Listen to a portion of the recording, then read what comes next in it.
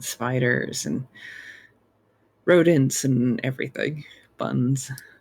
Okay, puppies and kitties I totally got, but snakes and spiders? Lions and tigers and bears? Oh my. Again, all those they're relatively cute. Unless it's riddled with cocaine, and then bears are no longer cute. By the way, I want to see that fucking movie. What is wrong with that bear? I fucking love Charlie Sheen. I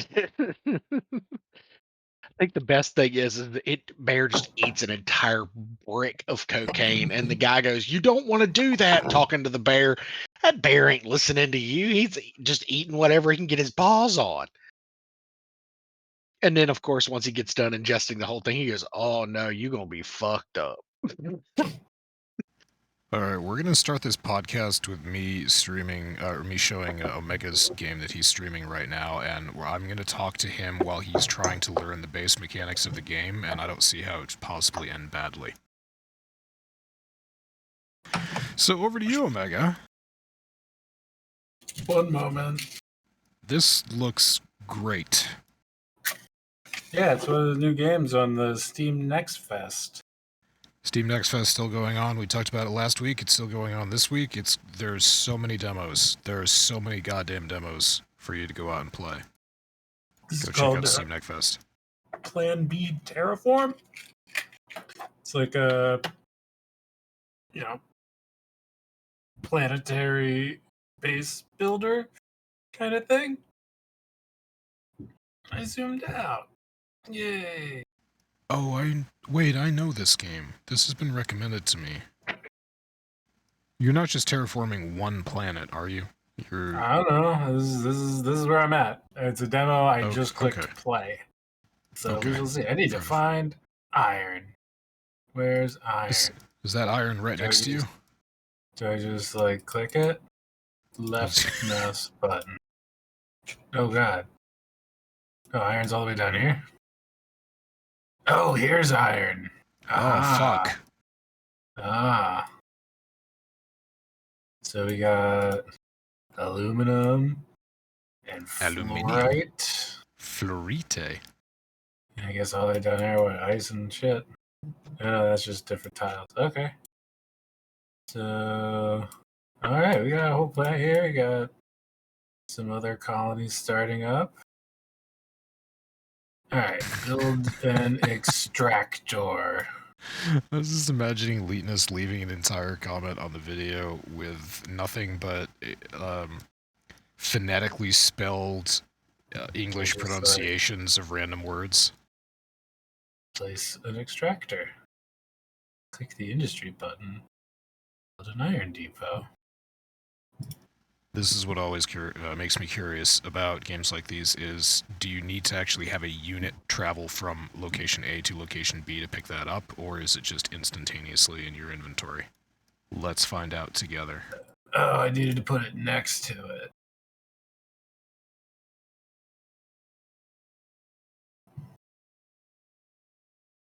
Oh no. How do I delete you? There we go. Depot. Okay, alright. So yeah, you don't actually need units to go and build things. That's handy. Build one factory. Place it next to the depot. I assume we're making steel bars. You also need coal. And select steel bar. Oh, I got stock. Oh, you need to build another depot. This one's going to hold steel.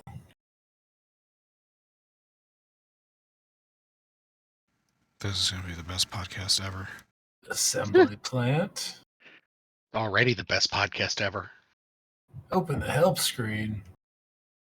I love these building games. Actually, I should check on something. Help. Basic.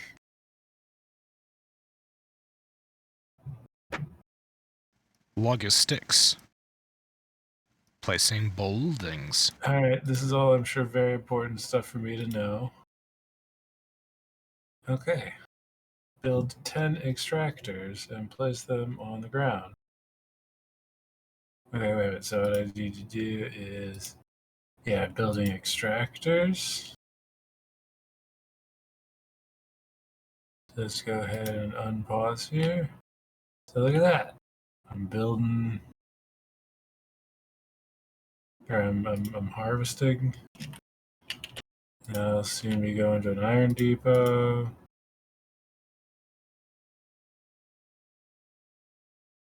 Speed this up. Oh, hey, look it go. Right into the, I need to collect more. That's a shame. What's that? Okay, so just speaking of building games, I started playing a building game that's been in my library for a while, and I finally got around to it. A long time ago, I discovered a game called Ixion, which is a space builder. But what caught my interest that's been getting is that, advertised to me for years. Yeah, exactly. I got it ages ago, and it's been sitting there. What caught my eye about it is that you are building inside of a ring. So you're building basically just in a giant circle, and you have 6 sectors, and eventually your sectors will just meet each other. You'll come around the ring.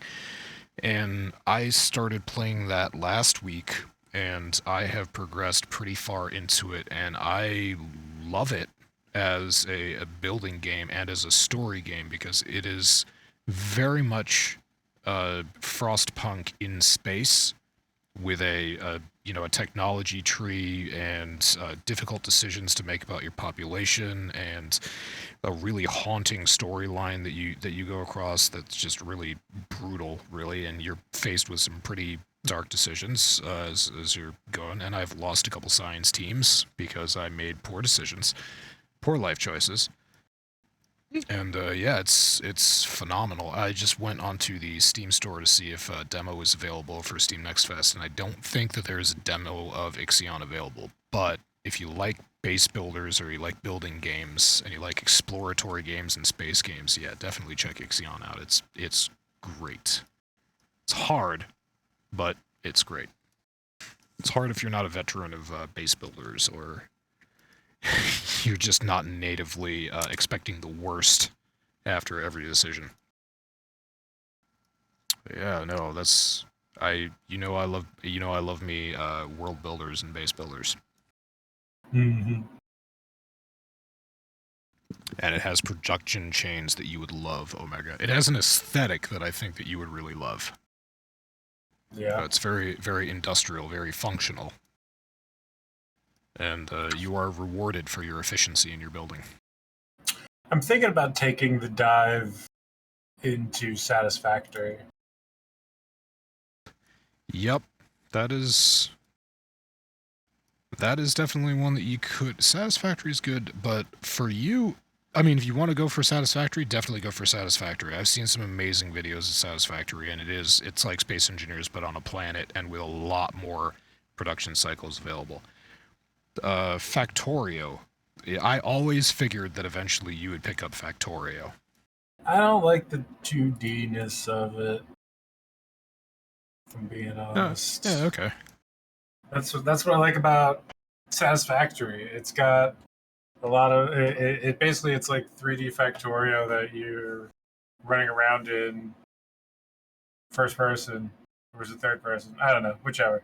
But it looks really fun. Yeah, Satisfactory is third or first person, I think. Yeah, Factorio is just like RimWorld with less stuff. Like it's I don't know. It's a 2D God mode, but I don't like management type 2D top down games like that. Okay. If I'm doing a 2D top down game like that, I like it to be ones where I can control. I'm actually controlling pawns and stuff. Like for instance, I never enjoyed Prison Architect like I did RimWorld, simply for the fact that you couldn't actually directly control or interact with the pawns. Yeah, you could give general instructions, but you couldn't specifically tell someone to go to a location. Mm-hmm.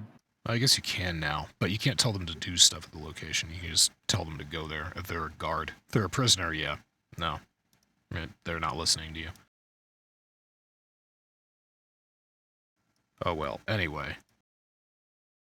It's been a very short amount of time, and you've already got a lot of stuff going on. I mean, Glug, glug, glug, glug, glug. we'll see. I no longer know what I'm actually supposed to be doing here. Where's my... Do I have quests?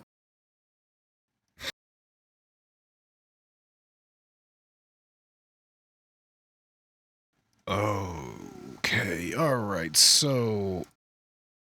I didn't even do the intro. Welcome everybody to the Church of Chonkwij podcast. My name is still Squiddles. I'm joined tonight by I Ain't Got No Tree Squiddy, OmegaConstruct, and Pun Lord Masquitme. And yes, obviously, Steam Next Fest is still going on. There are tons of demos to check out. It's a game fest. It's a wild west of games. Go check out Steam Next Fest. It's all free. It's all demos, but you know, it's all free. So it's good shit. And the first article, I'm pretty sure the first article that I'm gonna bring up tonight is let's see. Square Enix developer let slip that yes, a Final Fantasy Tactics remaster is probably on the way, and they are apparently very busy remastering Final Fantasy Tactics. For more on this, let's go to Zero once he stops coming in his pants. Oh god, so fucking excited. I did not know about this. Thank you, Omega. You have made my year. Final Fantasy Tactics is probably my all-time favorite Final Fantasy game. Can you go ahead and show us your cum face again, just one more time? Oh, thank you very much. That's great. You're That's very welcome. That's going to be a good age screenshot, restricted. isn't it? Yeah, we're going that's to get the totally fucking age thumbnail. restricted. That's the thumbnail, bitch. Yes, I made the thumbnail. Jesus, I'm moving up in this world. It is a tactics. Wait, sorry. I know I keep on interrupting you, but what was better in your life? Was it getting your tweet screenshotted by the Clerks production staff, or was it getting on the thumbnail for a Cox podcast? Oh no, Cox podcast, 110%. Thank you, I appreciate that. Please continue with your cum fest. I don't know if you've ever played. I guess it was called Ogre Tactics. It's a third-person, ominous chess style tactical RPG. It's super fun. I absolutely loved the genre.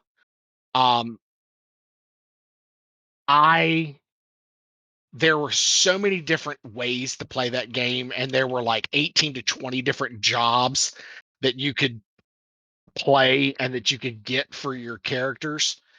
And it's just like I've gone back and played it on BlueStacks multiple times because I own it for Android. So I just download BlueStacks on my computer and play it whenever I want.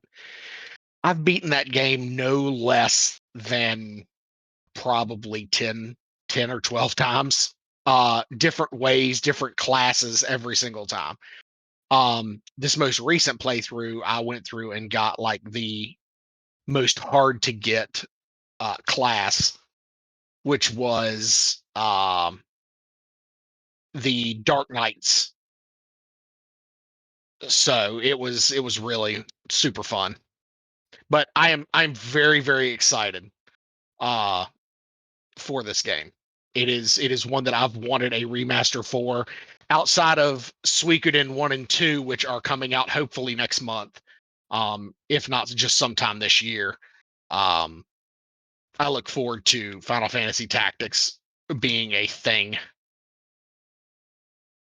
as it has been needed to be remastered for quite some time.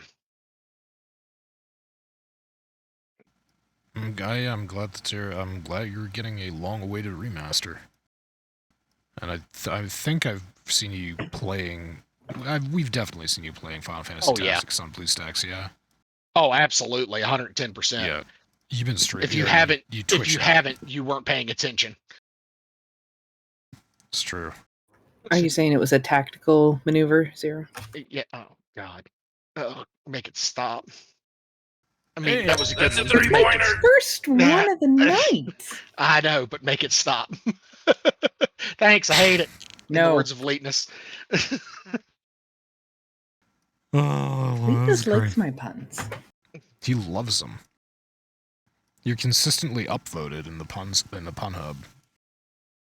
Aw. I went to a barbecue joint the other day, and their menu was the title of the. I forget what the title of the menu was, but they had it done up like the Pornhub logo with different words, and I was just like, I get that reference. That's not appropriate for a restaurant. It's like that's the wrong place to put that. Put that shit in your gift shop. Put that on a T-shirt. Oh, that's great. So yeah, no, I'm glad. That's good. This is good news. And there are whole Jesus Christ, there's a hole. There's a hole. In the bottom of the sea. There's a hole in the log. In the bump of. In the bottom of the sea. Yeah, there's a frog on the log with a hole in the bottom of the sea. Get a nurse. There's a frog on the log. Yeah, get it. Love it. This is making half-assed references to fucking Family Guy skits. Oh, this is awful. You really leapt over that one. Thank you, Masami. Actually, they had that was actually one of my songs when I was a kid that my mom used to sing to me. Oh, that's sweet. I honestly, I'd never heard that song before the Family Guy skit. Yeah. Is it sad that my favorite kids song is the song that my niece was obsessed with years ago, which was Baby Shark, obviously. A lot of memes came out of that, but I was singing that before it was memed. Do do do do do do. So there's a whole sing the slew song. of That is what brought on the pandemic. Stop it. Which one do you want me to get stuck in your head? You want do, or you want Let It Go? Let It Go works for me. It did not bring about the apocalypse. The cold never bothered me anyway. Yeah. I'm gonna have to add a shark do do do do. Baby shark do do do do do. Baby shark do do do do do. Baby shark. Bobby Kodak do do do do do. Bobby Kodak do do do do do. Bobby Kodak do do do do do. Says Sony is not returning our calls. So Activision Blizzard Omega just literally shit posted this whole thing that I had no idea was going on. I guess Blizzard is getting snubbed by Sony. Sony is blasting Microsoft, and the UK is calling for a stay to the acquisition of Activision by Microsoft. So I mean, this is all stuff that we've talked about. This is just a continuation of the big antitrust stuff going on around the ActiBliz acquisition. And I think my favorite article of the bunch that I posted, we can hit on parts of each of them for sure. But let me pull them up real quick. Let's see. Yeah, the first one.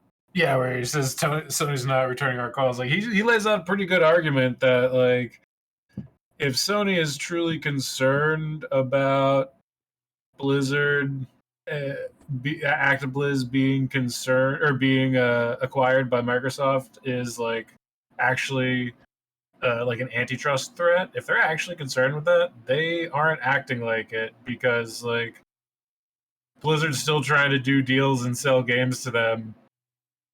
Like that's what Bobby Kotick is saying. He's saying like I'm trying to sell my games to them, but they're not calling or they're not answering my calls. So, it's the latest development in the spat. Apparently, Lulu Chang Meservi wrote a slew of tweets, basically pointing out the fact that Sony has a really massive franchise with The Last of Us going on right now, and a little hypocritical of them to be going after Microsoft Blizzard, since Last of Us is... Wait, is Last of Us still a PS exclusive title?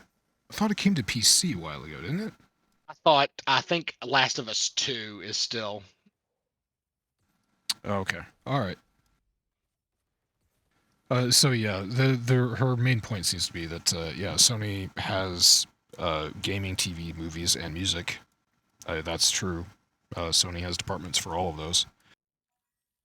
But yeah, okay. So yeah, this is article number 1 about how Bobby Kotick says Sony is snubbing them, and then Bobby Kotick blasts the UK over Microsoft deal, says regulators lack independent thought, and Britain risks becoming a tech death valley. Of course, I mean, you would say these things, but that ties into Sony accusing Microsoft of obvious harassment in the latest FTC court filing. That's not what I wanted to go to. I wanted to go to with UK regulators say Activision Blizzard should be broken up. So, yeah, there's... this is the first that I'm seeing this. I haven't read all these through, honestly. Yeah, I just dumped them like 20 minutes ago because there were no articles.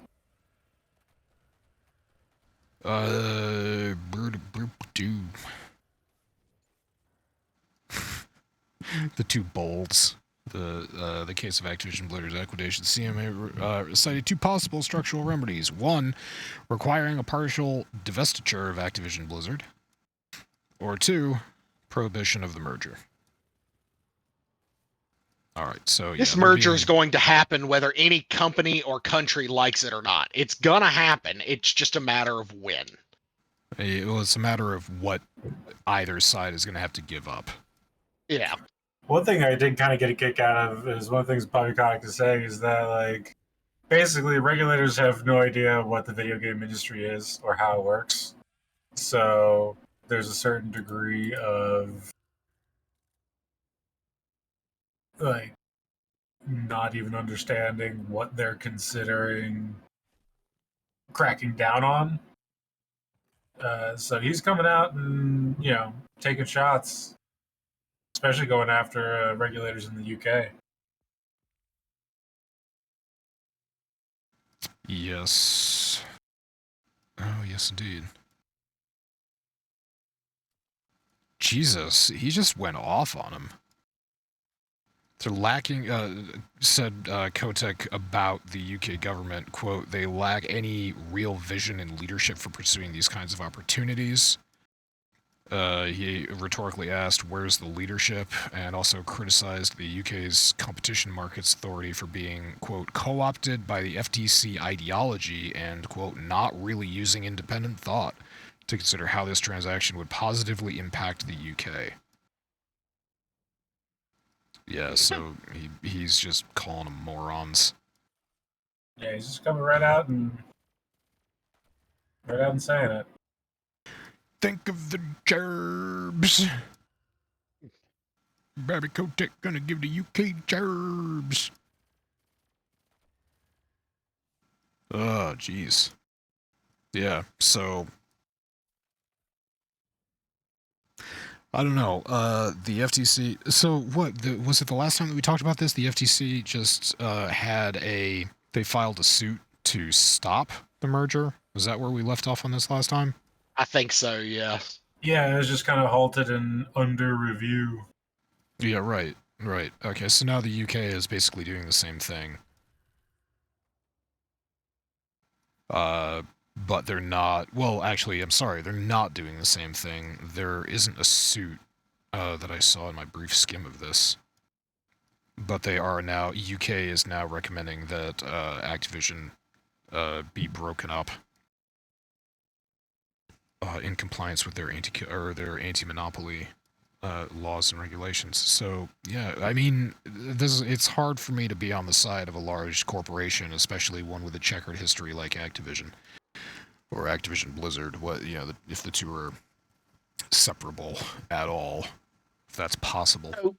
They I said it could before. be. Microsoft getting control of ActiBliz could be the best thing for ActiBliz getting their shit together. Yep. I agree with you Yeah. 110% on that. It is possible for the two companies to be split. Blizzard, of course, I don't know how well they would survive outside of that deal, but I don't I don't see a reason why they could not split the two companies up. With Diablo 4 coming out soon, Blizzard's gonna get a decent chunk of money, hopefully. And hopefully the game isn't absolute shit. Actually, it's an interesting. Yeah, now that you bring that up, it is an interesting thing to just guess about, to theorize about, to postulate about, to ruminate over, if you will. I'm running out of SAT words, but basically, Blizzard separating from Activision, again, if it's possible, they have been joined at the hip for so goddamn long that they're like two organisms growing roots into each other. It's going to be difficult to separate them. But Blizzard could separate itself from Activision. However, Blizzard would carry the stigma of the sexual harassment lawsuits that were filed by the state of California. They weren't sexual harassment lawsuits. They were addressing sexual harassment in the workplace. They would have to address that. They would be left with that stigma because that is thoroughly planted on Blizzard. That occurred in the World of Warcraft department. That was definitely Blizzard. But they would also have the opportunity to regress is the wrong word, I guess, because it implies something bad. But basically to go back to how they operated in the late 90s, early aughts, when it was kind of the golden age of Blizzard, when, Warcraft 2, Tides of Darkness came out, when Diablo 2 came out, when StarCraft was starting to get a cult following in North America and Korea, and when WoW was, early aughts, I guess, when WoW was started and became so horribly addicted. It became the follow-up to Evercrack. If anybody remembers that. Yep. Here's the way I see it. If they do spin off Blizzard and separate the publishing and the developing, Blizzard's its own thing, Activision's its own thing, it's not like Blizzard's not going to get immediately bought by someone else. Yeah. Yeah, they'll get, probably Sony at this rate. The day of independent studios is over. It doesn't happen anymore. You start as an indie studio and you pump out a title, maybe 2 titles, and then you get bought. Yeah, you make some indie game and it shows you're competent, it shows you've got good ideas, and then you get bought and put on to making the same soul-sucking projects that every other studio has put on. That's the entire business model of Devolver Digital. And to their credit, Devolver Digital does put out some pretty fantastic games from smaller developers, and it gives smaller developers, exposure, basically. But yeah, that's essentially, that's kind of what happens these days. And honestly, with 11-bit Studios that does Frostpunk, they have Frostpunk 2 that's in the works, and I constantly get reminders that, we're developing it, it'll be up for pre-order pretty soon, and they have another project going on the side. I'm kind of surprised if they don't get bought up after Frostpunk 2 comes out, and after, I forget the name of the other project that they're working on currently. If they're not bought out after that, then that will be genuinely surprising to me, because I can't imagine Frostpunk 2 being any less successful than the original Frostpunk. It's just a solid game model, and it's, the first one at least was extremely well thought out, very well designed. Obviously a lot of thought and care put into it. So yeah, I get what you're saying.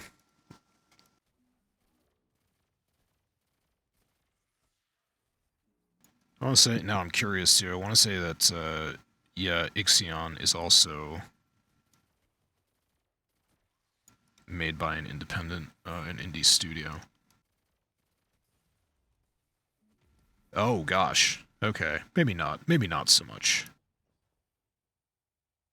Ixion was developed by Bulwark Studios. They also have a slew of Warhammer content.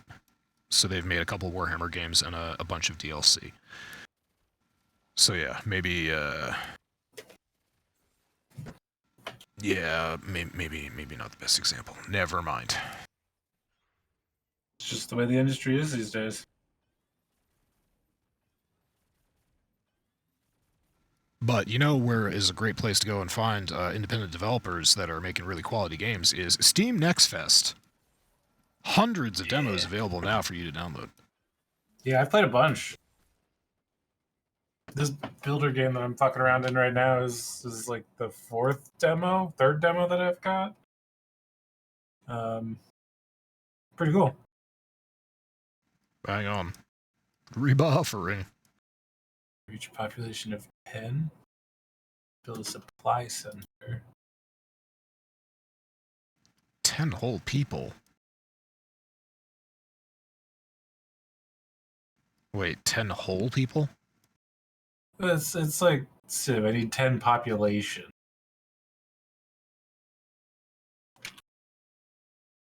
Where's in your city? Oh, I need concrete. I got concrete. Oh, go find a sea, get some coral, mash it up, make you some cement. Let's see. Well, we might as well talk about this. 15 game demos to try before Steam Next Fest ends. Omega, you posted this. Have you played any of these, or is this just? I know that's just fodder rated? for the discussion about Next Fest. Gotcha. All right, Mars First Logistics looks fun just because it seems like that's some crazy contraption that you and I would have built in Space Engineers. Planet of Lana looks beautiful.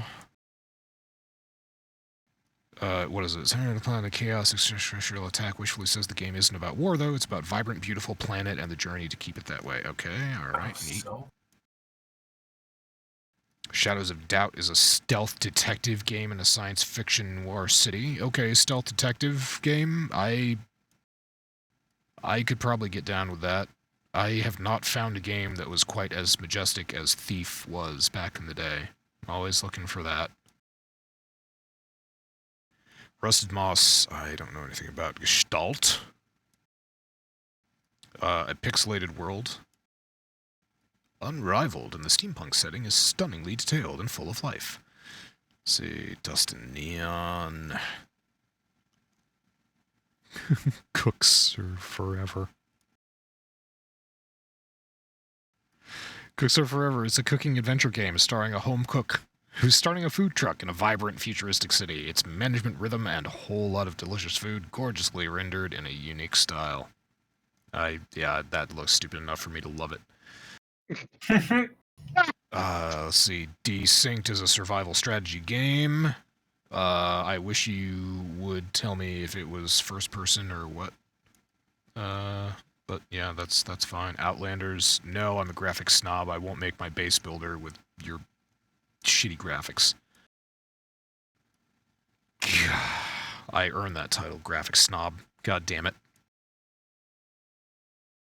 Gatorshin's Coven is a dark and creepy horror first-person shooter with lots of violence. Okay, alright. Coven, great. Arcade Party, of course we need the party games in here. A lot of minigames, online and local play. So, great, good stuff. More Penis Party. Or, what was it called? The fuck was that penis game that we always played called? Genital Jousting. Genital Jousting, thank you. Thank you. Boundary is a multiplayer tactical space shooter. Pits teams against each other in zero gravity. Yeah, you know what? Yeah, I'm going to pass. But if you like PvP, yeah, Boundary. High Water brings players to a bleak climate apocalypse when ultra-rich are leaving Earth and heading to Mars. Player Normie takes the flooded world in an attempt to sneak on board the rocket. Good for you, kids. And Phantom Brigade. Turn-based real-time tactical role-playing game with a squad of 6 mech pilots. Sick, sorry. It's 4, but there's 6 mech pilots. Developer says it focuses on customization and player-driven stories, where his goal is to lead Outgun Squad in an attempt to reclaim their home. It's a high-level strategy that plays out in cinematic series, making a totally unique spin on the genre. I do like turn-based tactical. That sounds like, it sounds like XCOM with mechs. Which, Next. hey, not bad. So yeah, there's, again, Steam Next Fest still going on. We are not sponsored by Steam, but if Steam wants to sponsor us, yeah, totally send some Steam Decks this way. Everyone loves a Steam Deck. We don't brag about our decks. Yeah. I was leading us so he could tell us all about his Steam Deck. Does he have one? Oh, I assume he has a Steam Deck. He's got, one of the, they're pretty big. He's got one. He's got a big Steam Deck.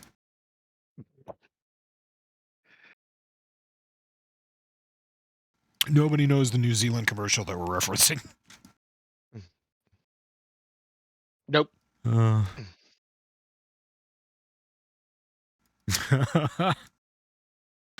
Okay. So yeah, alright, let's blow through a little bit more of this. Oh, we do, let's see. Do we go into the hard-hitting issues here? Because Omega is building his production chain. I don't want to distract too much. That's fine. Is that concrete just lying on the ground? This is sulfur-rich regolith, which I then make into concrete. Okay. But no, I make the concrete here, and then I'm using that to make a supply center currently.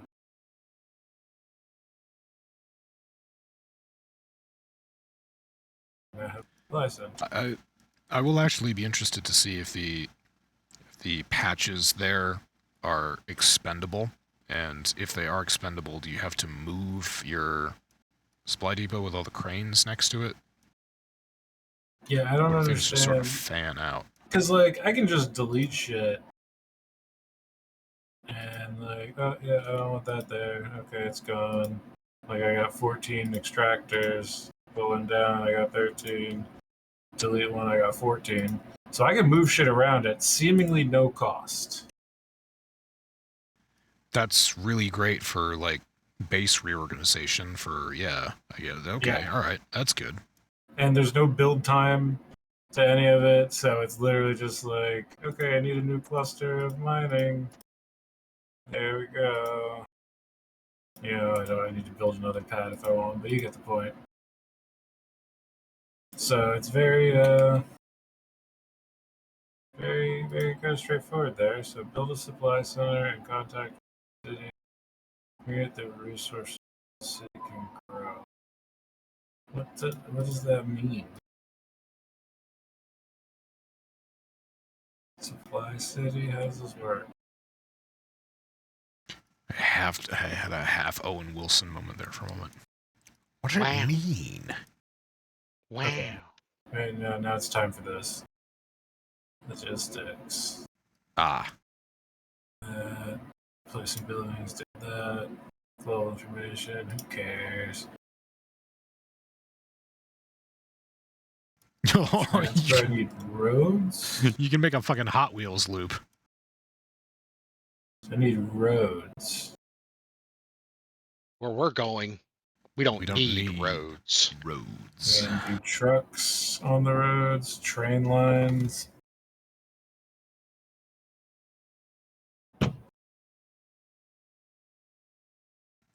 Did we ever do that article, or did I just push that article weeks ago about flying cars? All right. There was an article that, flying cars have actually been manufactured. They are available. So you got a better chance of getting one if you live in Europe and you also have, millions of dollars. But it's 2023 and we finally have flying cars. So hey, that's cool. We're 8 years behind schedule according to Robert Zemeckis. But hey. Better late than never, Marty McFly. Okay, so I'm going to switch over to Masami's stream, because this is just... I need to switch over to this, and I'm going to leave it, and I'm not going to watch it, because I can get sucked into house building just nonstop. Although right now Masami is just staring at a very lovely, I want to say burgundy floor. It's really quite delightful, except wall-to-wall carpeting comes with its drawbacks. I don't know. So beautiful. It is, Bungie though, isn't did it? a good job. Bungie did a great job. Sorry. Okay, alright, so yeah, go over that, and let's see. This article that I think is abso-goddamn-lutely fucking hilarious. Pretty much every expert agrees that Elon Musk has made Twitter's child sexual abuse problem worse. And I read through this, and I read through the subsequent New York Times article, and I gotta say, yeah, it's...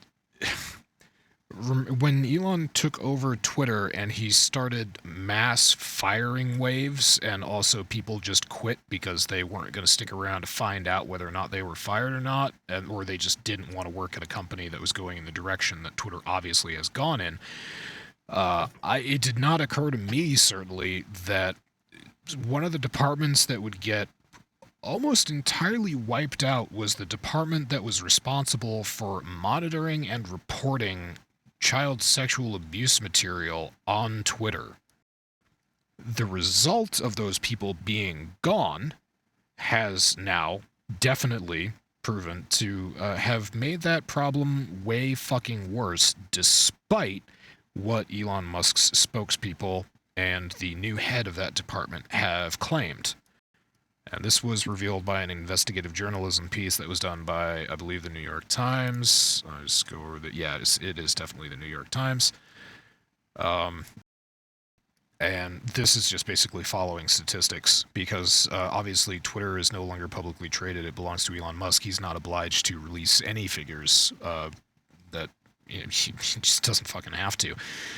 But other organizations that Twitter used to work with, one of them being, there is a Canadian organization that actively monitors sexual abuse all over the internet to combat it, and there is specifically an algorithmic-based technology or software detection group called Thorn, which is responsible for pioneering some technologies to just automatically, through digital detection, identify sexual abuse.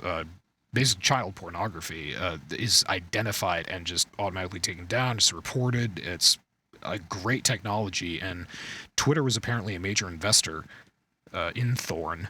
And when Musk took over, that collaboration ended, which obviously has been kind of a blow for this software development company that is doing something that is not only really great but necessary on the internet.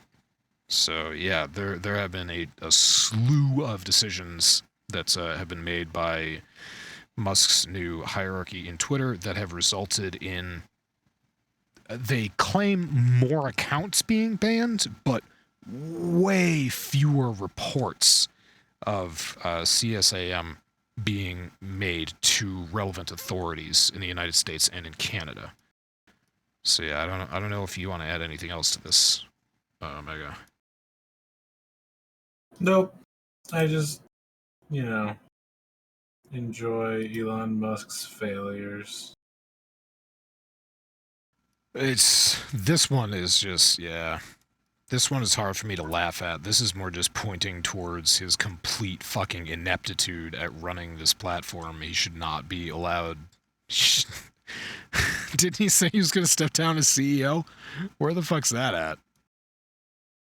Good question.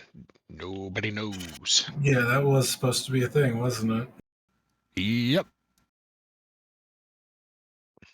If there was ever a good reason for him stepping down, this seems to be it. This was published on February 7th, and I haven't noticed this gaining any traction in mainstream media. I certainly hope that it does, because this is definitely worth talking about. And it has not gone unnoticed. Let's see, there was, let me find it. Senator Dick Durbin, who I just love that name. He released a letter to United States Attorney General asking the Department of Justice to investigate Twitter's failures at stopping CSAM. And, yeah, I don't have to read this whole thing, but a senator making a report and urging the Department of Justice take, quote, all appropriate actions to investigate, deter, and stop this activity, which has no protections under the First Amendment and violates federal criminal law. He's talking about distribution of child sexual abuse material.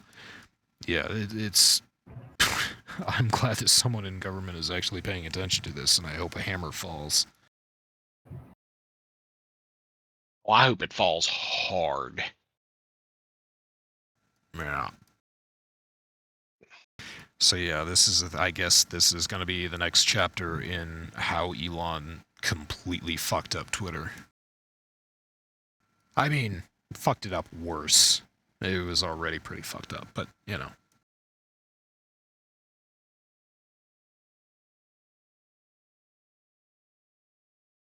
Yeah, there was an entire investigative piece done by the New York Times. It's well worth a read, actually. Easy to find on Google.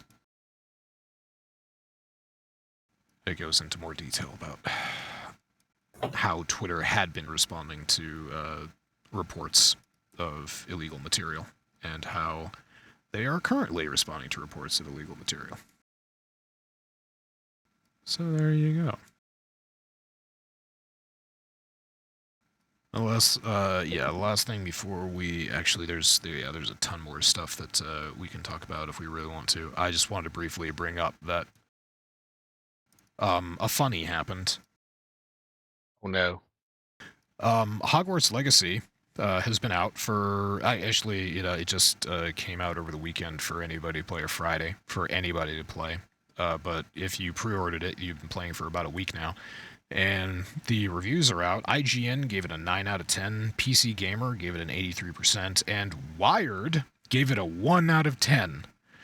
So the Wired article basically goes through and says, it says a whole bunch of stuff about, the gameplay is, it's not that good. The graphics are, dated. It's all, I think the quote was, there's no magic in Hogwarts Legacy. So the Wired review, but the review largely centered around how J.K. Rowling is a horrible person, and so this game sucks.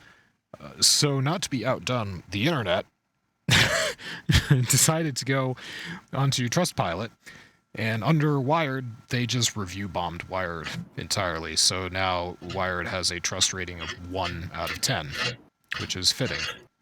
1 out of 5, 1 out of 10, whatever. So it's currently a 1 star. And all the Wired reviews that review bombed this specifically, I suspect, specifically had to do with the Harry Potter game. And it's a non-stop cascade of people bashing Wired for not being unbiased. Because I guess they're right. Wired didn't review a video game. They reviewed a concept. And that's not really what a video game review is supposed to be. Yeah, it's supposed to be about a video game. No, it's hilarious because what they tried to do bit them squarely in the ass. I don't even know if Wired gives a shit about Trustpilot. I mean, this isn't great publicity for them, that's for sure. But yeah, I don't suspect anything serious will come out of this. I think it's hilarious the way that the internet reacts to these things. And also, yeah, I have read through a bunch of these reviews on Wired, and several of them do point to the fact that, look, if the reviewer actually played the game and didn't like it and wrote a detailed review about why they didn't like the video game, then fine, whatever. But I also read the Wired review, and about 90% of the Wired review is talking about how J.K. Rowling is a monster. So, yeah, that's not really much to do with the video game. Anyway. The internet did a funny. Mm-hmm. And now, as the internet does. yeah, as the internet is known to do. I can't figure out how to connect a supply center to a city, and I'm about ready to give up on this game. Hang on, the prophecy will help. All right, first you need road. I mean, how is this supply center not connected? Like, Has road been built? I mean, I don't. It's not connected. Do you actually have to build the road on the tile that the thing is? Yeah. That a road end? Nope.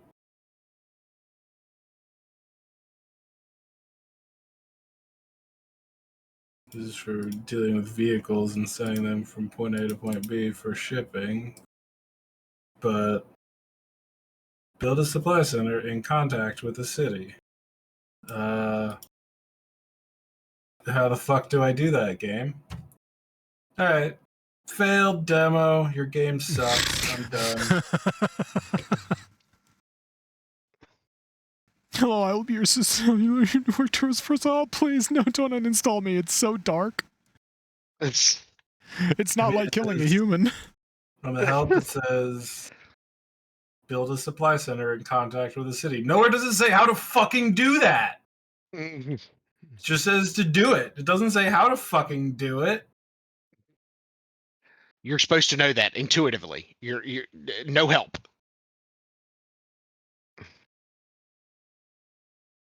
All right. I mean, yeah, I think I'm done. What the fuck else am I supposed to do? I can't continue my objective by growing my population if I can't get a supply center in contact with the city. Go and watch a YouTube video where someone much younger than you takes 10 minutes to explain to you how to do this very simple thing.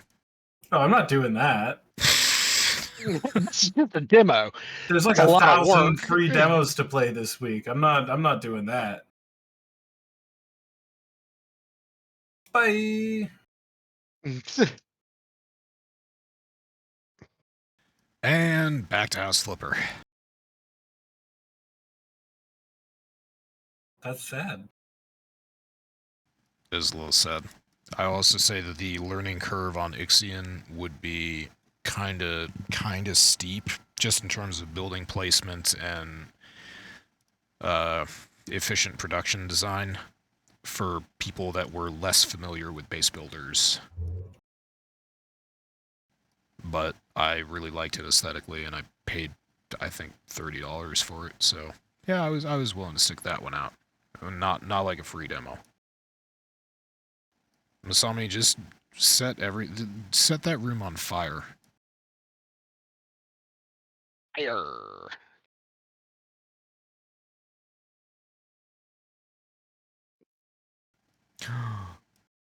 Fire. Poppy house.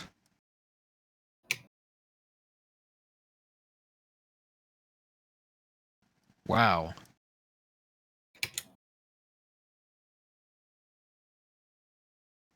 I was just gonna say, yeah, the God's eye view of the world is really obnoxiously asymmetric, and then you get down into actually building the places, and it looks a lot more real. It looks a lot more pretty.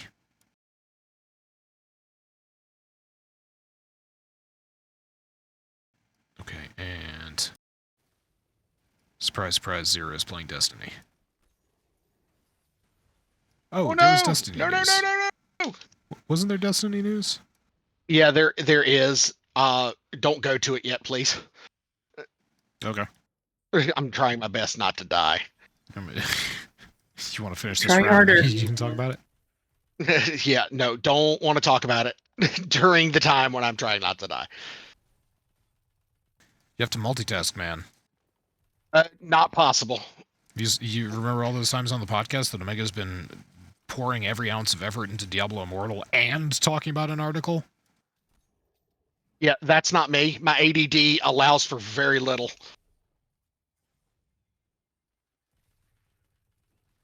What? It always makes me laugh when people have ranged weapons. They walk right up into somebody's face before they fire off the ranged weapon. That's what they do in movies when they're trying to justify the use of melee weapons or kung fu. So as much as I love the John Wick movies, there are way too many points in John Wick 1, 2, and 3 where somebody with a gun gets way too close to Keanu Reeves, and of course it ends badly for them. Well, I mean, how else are you going to pistol whip Keanu Reeves? Why pistol whip at all?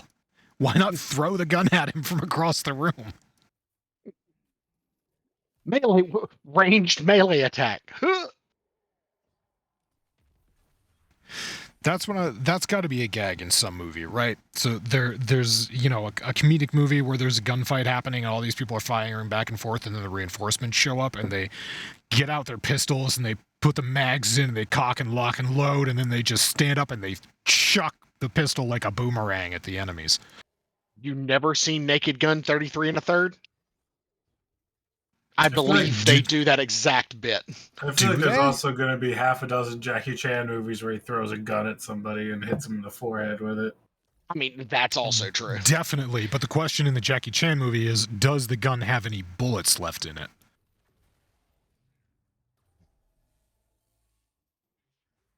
Yeah, that's another thing.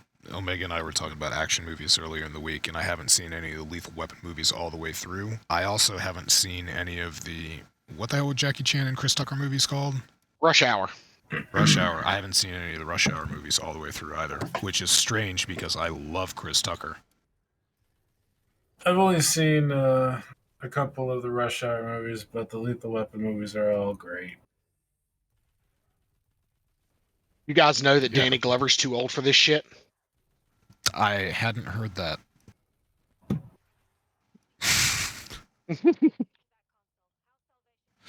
Did you guys know that it was Mel Gibson who took in Robert Downey Jr. when he was getting sober?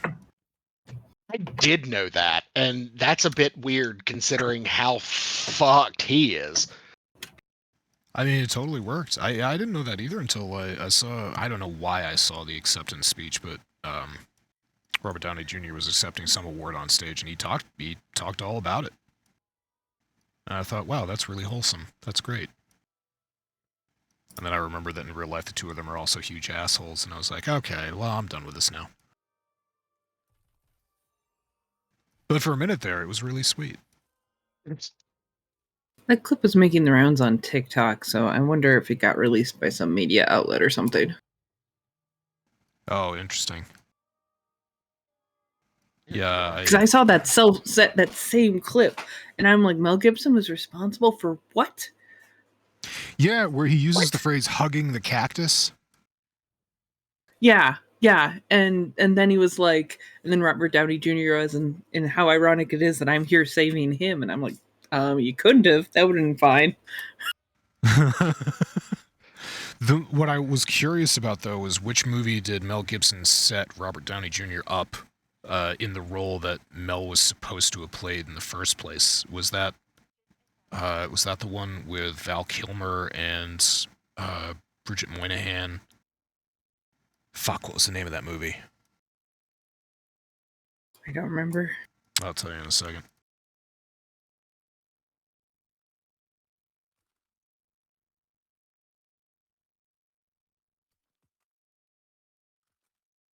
Kiss Kiss Bang Bang. Oh God, that was a great movie. It was a great movie. Oh, the only thing I remember from is in Demolition Man when Robert Cocteau walked up to Simon Phoenix and said, "Oh, what? No kiss, kiss, no bang, bang." That's the only thing I remember about. I've never seen Kiss, Kiss, Bang, Bang ever. There is one fantastic line from that movie, and I can't say it while we're on stream because it will definitely get Doc a strike. Does it have the word cunt in it? Because we've said that a lot. No. It's a derogatory term for a gay person. Oh. Maybe a bundle of sticks? I shouted that at a guy driving a Porsche today. Also is a synonymous with the British term for a cigarette. Ah, One of my favorite 80s action movies has a future governor using that word in one of the most hilarious lines in action movie history. Is Idiocracy an action movie? No. Okay, No, sorry. I'm talking Predator. And who's the future governor in Oh my god, Idiocracy? Jesse the Body, or Jesse the Mind Ventura, yeah. Yeah, Jesse Ventura. does he call himself that? No, he has one of the best lines ever, and you just can't say it. Bunch of slack-jawed, and then, yeah, right. It's one of the best lines ever. It is kind of fantastic. He still got elected. that was before people started canceling each other on Twitter. That's, yeah, whatever. Well, it was That's the whatever is what that 80s. is. Like, that's... Yeah. Well, these days, it doesn't matter when you said something. If you said it, then yeah. But nobody's going to be getting canceled off of a movie line like that, I don't think.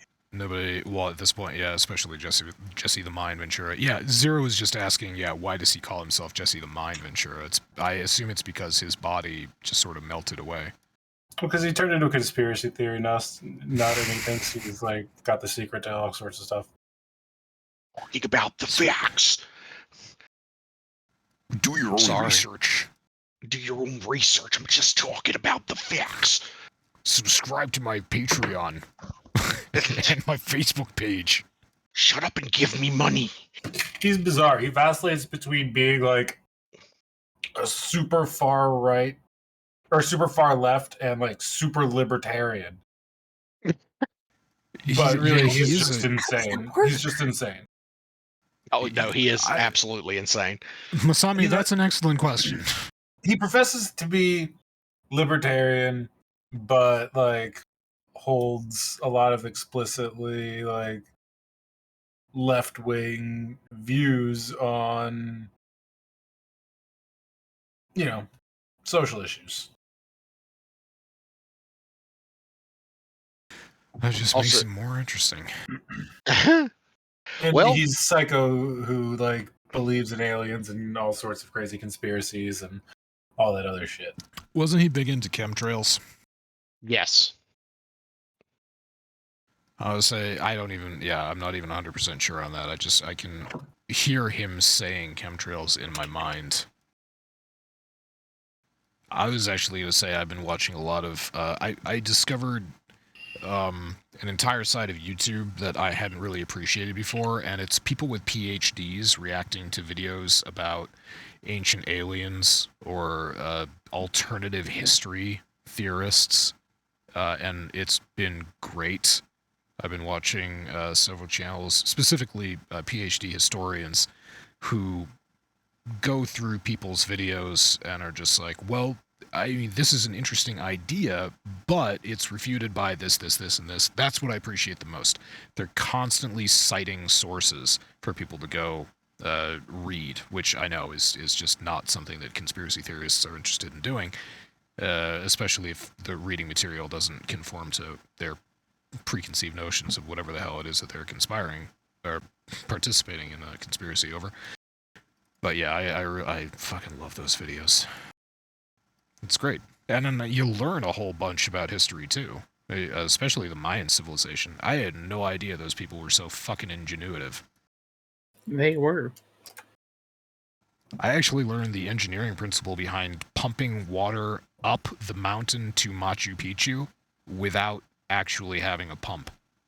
These crazy motherfuckers 600 years ago figured out how to build reservoir and piping systems to pump water uphill, or basically push water uphill.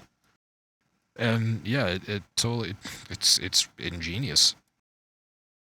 And there's whack jobs from formerly from Cornell want to come along and say, no, it must have been aliens. There's no way that filthy brown people could have figured out how to do this. And I'm like, where is it okay to imply that? Well, if they go to a different country, they're aliens. That's true. And that's the other thing that's really insulting is when people bring up, oh, there's no way that the Mayans could have figured this out themselves. White Europeans must have come and taught them this technology. Yeah, sure. Like, why? Sure. First of all, Sure there's no evidence of that anywhere. You'd think that somebody over in Europe would have written that down. They didn't.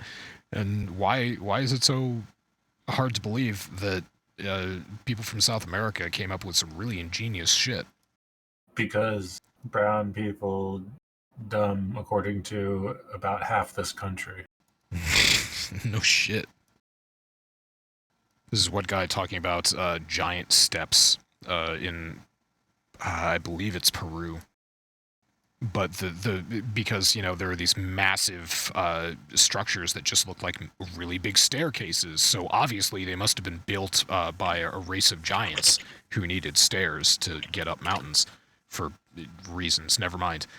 And the real historian comes on is just like, actually, these are terraces for growing plants. Because you'll notice that most of the region in Peru is very mountainous. There's not a lot of land for crops, so the clever people that they were, who also needed to eat, came up with this terrace system, and it's really great for keeping soil warm. It's great for keeping water around. They have irrigation systems that flow through these, and that's how they fed themselves. It's actually really cool.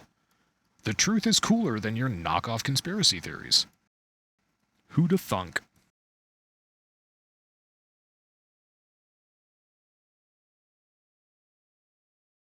And that's how you kill a conversation. Well, It was how you engineered a conversation. I am prepared. Yes, oh, great! Yeah, talk about your destiny. Talk about yes. What is your destiny, Zero? My destiny, yes, absolutely, my destiny. So thank you, Omega, for posting this. I actually was hoping to talk about it because I watched the entire thing on their YouTube channel. Bungie put out a state of the game for Destiny 2 just 2 weeks before the release of their next expansion, Lightfall, which I have pre-ordered because of the hype eventually got to me. And PC Gamer did a list of 7 things that they learned from the state of the game address. A lot of it centers around the difficulty of the game itself. The first thing that they list here is just that the crafting is going to be toned down, but enhanced perks are going to be available for most weapons. Back at the beginning of Witch Queen, they introduced weapon crafting. And sorry, I heard there weapon crafting. Weapon crafting. Oh my god, now you got me fucked up. Weapon crafting became a huge thing, and a lot of people, part of the community for Destiny, really loved the fact that you could go into a piece of content and you could get just a random god roll, quote unquote god roll. Of course, that is subjective to every person. What they feel is a god roll to them may not be a god roll to somebody else, but most of the god rolls that drop are considered are widely used in the meta by all players. It's something that is generally agreed upon. But they've announced that there will be fewer total weapons that'll be able to be crafted with those god rolls, and more random perks will be out in the world to pick up, which is good because that kind of gets back to the core of what Destiny was in D1. So grinding for that collection is part of the fun of that. So like in the first season of Lightfall, the season of Defiance is what they're calling it. you won't be able to craft a lot of the end game weapons, but in the next season, Season of the Deep, you'll be able to craft the weapons from the previous season. They'll be more readily accessible to craft, which is actually kind of good. They are making the game harder. They are doing light classes 3.0, so they're changing the classes again. Currently, we are at the 2.0 builds of all the classes, with the exception of stasis. But they are introducing a new ability set called Strand, which is really, really neat. Warlocks are going to have the ability to summon minions that go and attack, little thread minions that go and attack the enemies. Hunters are going to be able to dodge all over the map. They get their super ability is a rope dart, that can be used as a melee weapon or a ranged weapon. And then Titans, of course, poor Titans, get to yet again punch stuff. But such is the life of a crayon eating Titan. Why do I just get Vodak energy from that? Oh, so much Vodak energy. The seasons are going to be more, there's going to be more content packed into each season than there has been previously. For some reason, I just heard Leetness say Vodic. Is that like Bobby Kotick? It's like Vo with a deck attached to it. Nice. Vodec. Please continue. So what does this mean? What are you excited for? Why? They're adding more shit, which is something which is good. They are the Season of Defiance. Apparently is going to dive deeper into the Queen of the Awoken, one of the races in the game, the Queen of the Awoken's story and what she's been doing this entire time since we beat the Witch Queen at the beginning of the last expansion. Kind of what she's doing, and they're doing away with a lot of things like umbral engrams and umbral energies, things that are used to unlock gear. They're doing away with a lot of that. They're finally getting rid of the blue drops. So like when you reach the soft cap for light level or power level, you can still get blues at this current state. But after the Lightfall update, that's no longer the case. Once you hit soft cap, whatever that it happens to be, you will no longer get blues. They will just be purples, which is good. They're moving in the right direction. So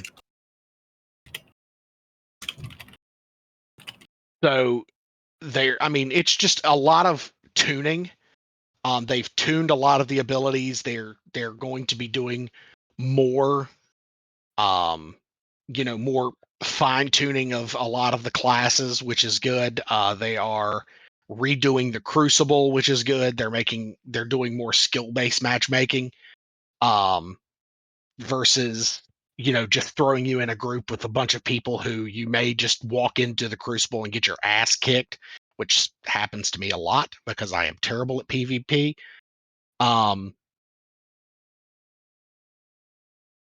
They're refreshing all of the old strikes, making them harder, adding more weapons to them. They're putting a ton of different things into the rotation every week with the Grandmaster and Legendary Nightfalls. It's just starting on the 28th is going to be very interesting to see everything that they have been working on behind the scenes, because this isn't just looking and watching and reading what Bungie has done. This probably doesn't even scratch the surface of what they've actually done. They are finally, last point, introducing a LFG system into the game. As it stands currently, you have to download an app on your phone or go to the Bungie website to look for people who are setting up groups and then join groups. And then those groups sometimes will fall apart, or if you're not good enough, they just kick you out. And they're doing what they call a fire team finder or LFG system that is going to just match you up with people who you can run through these things with. You don't have to have a headset. You don't have to talk to them. You can just go in and do the content. I'm all for that because I'm part of a clan in game, but I'm part of the clan to get drops, to get the weekly stuff that the clan does. I just leech off of the stuff that they are able to get. That was the whole when I was in the old clan, back before we started here. That's literally, I barely played with anybody. I would talk to them, but I wouldn't play with anybody because I like doing solo content and exploring everything and finding all the little lore bits and everything. And people just don't like it when you do that while you're playing with them because it slows them down. So That is so. But I am excited. I'm very excited. Nice. All right. Good shit. Yeah. Happy there's new content coming out for a game that you are passionate about, and I encourage you to play Destiny because it's way better than WoW. Correct.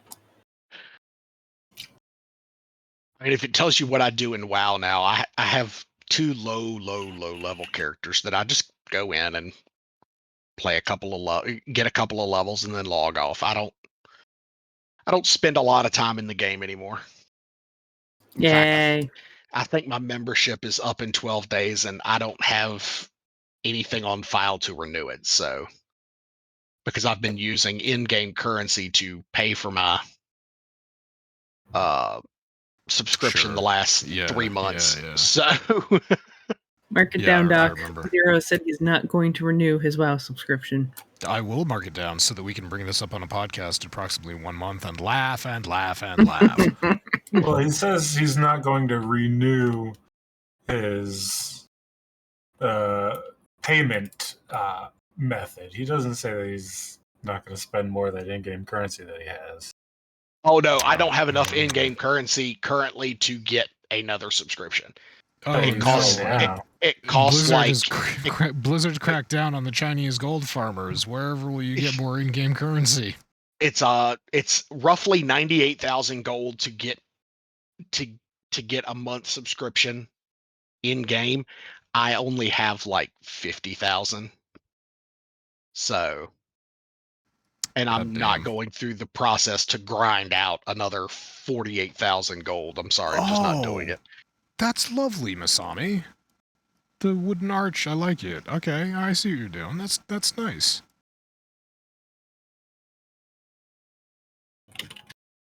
I really do. Yeah, I really would. It would be a bad idea for me to start playing this game. Note: buy this game for Doc. No, don't. Please don't. I'm worried about. You were nice enough to get me Dwarf Fortress for Christmas. I'm worried about engaging in that one because that's going to be one that's. Yeah, that's going to be one that just gets out of hand. I need to get my hands on that. It's gonna get out of control real fast. Oh, Omega, did you see there's a whole bunch of talk about KSP2 and multiplayer inside of it? Or multiplayer included with it. I've been paying a lot of attention to KSP2 chatter.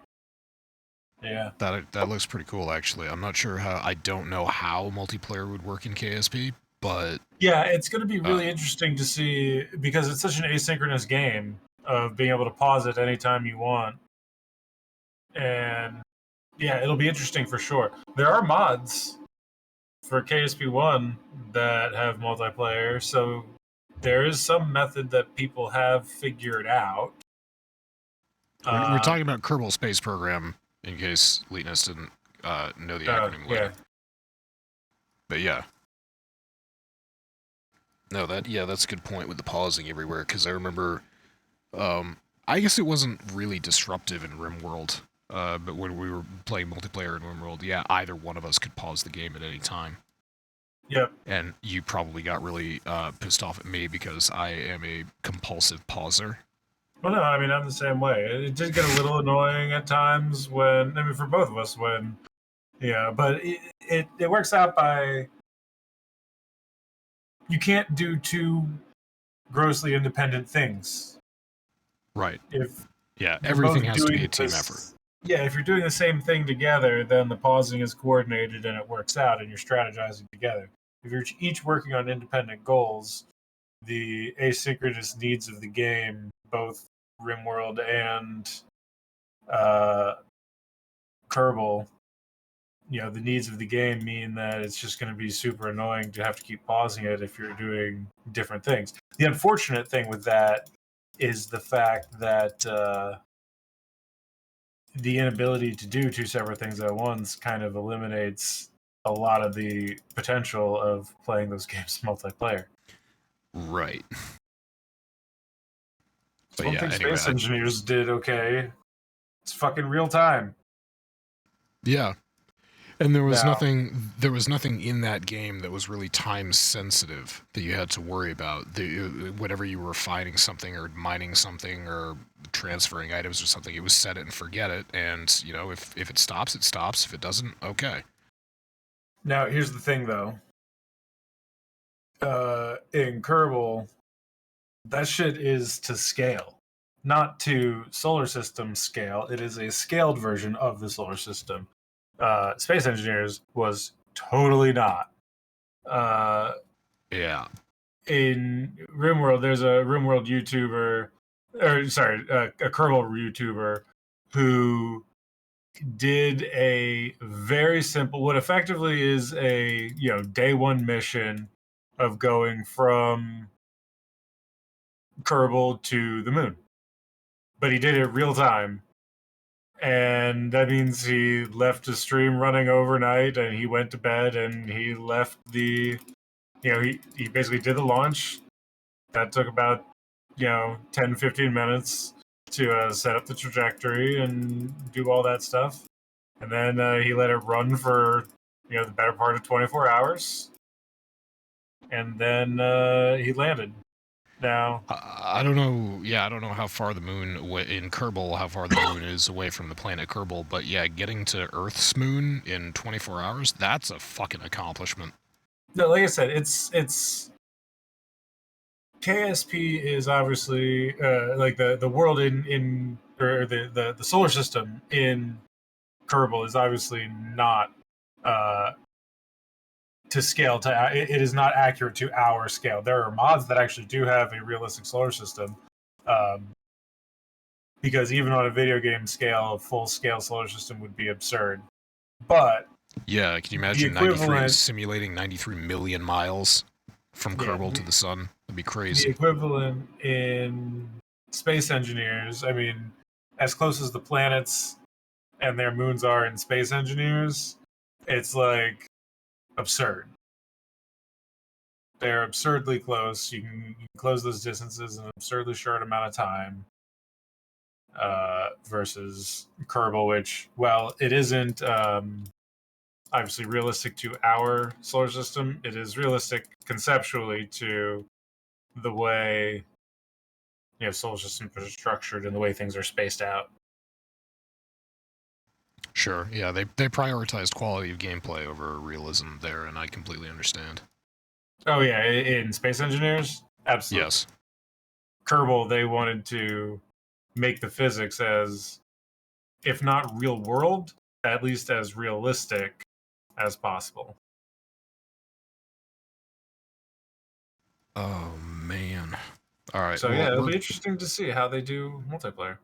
It will be, yeah, and I'm looking forward to coming out, because that might be the type of thing. Playing Kerbal on my own, I had fun, with the engineering and the building portion of it, and yeah, I figured out, some trajectory and figured out how to get to the moon and all the rest of that, but I ultimately lost interest in it because single-player game, I'm not nearly into the space. I'll just say generally, I'm not nearly into space as much as Omega is, or the physics of space travel.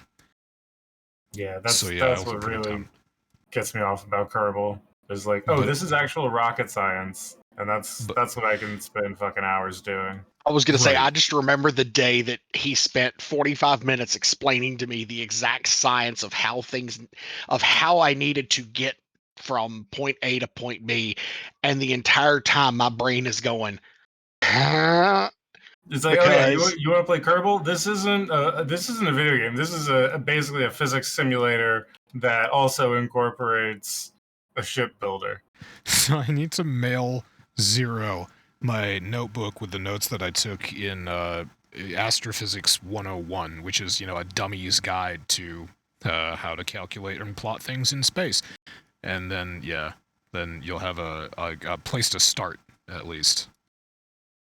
Becca sent me very, very useful links that are still embedded in my Firefox bookmarks. So I hope some of them were actually from NASA's website. I don't think they were. NASA has like free lectures available for some planetary or orbital physics. It is actually really neat. I have no end of respect for the amount of free material that NASA puts out.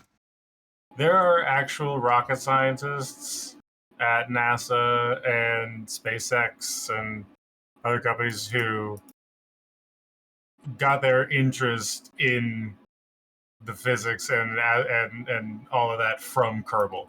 Like, that's how good and how realistic the game is that like it actually is a legitimate teaching aid for, if not the realities of rocket engineering, for the concepts and the physics behind it. Masami, I love your attention to detail, and I love that you're sneaking planks behind those frames. Yeah, because that's the kind of shit that gets me off about games like this.